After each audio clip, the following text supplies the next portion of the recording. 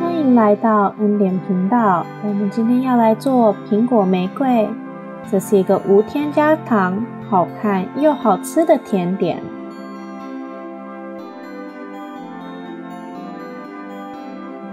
把苹果切成一半后，要去芯，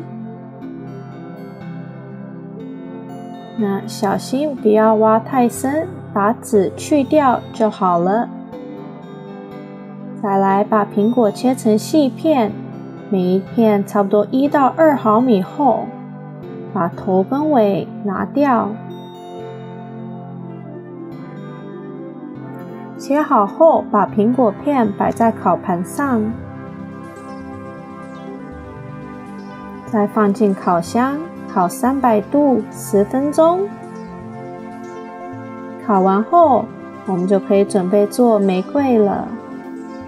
先把一片酥皮滚成薄薄的长方形，那会建议上面先撒一些面粉，这样子比较不会粘在棍子上。再来，我们要把它切成8条。那如果不喜欢吃太多酥皮，而想要苹果味更浓重的话呢，可以再把它滚得更薄，然后用刀把边边给切直，我们就可以开始摆苹果了。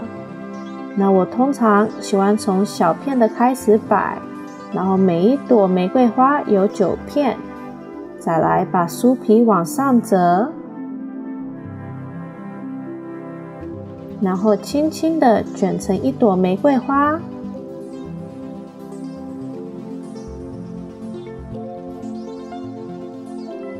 是不是看起来挺像玫瑰花的？